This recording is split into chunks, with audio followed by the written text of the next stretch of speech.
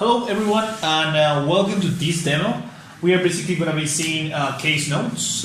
This application basically allows us to create notes from Relativity. Here we are creating URL nodes and we are adding tags here, right?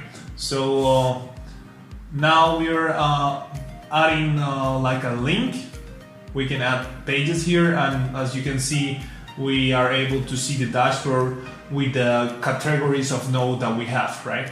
We have text nodes, we have URL nodes, we have also image on that, right?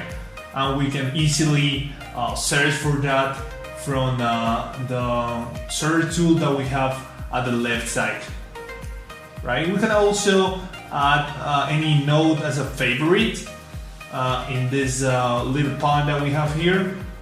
So it will be like easily an option for you to use or to look for the most used nodes.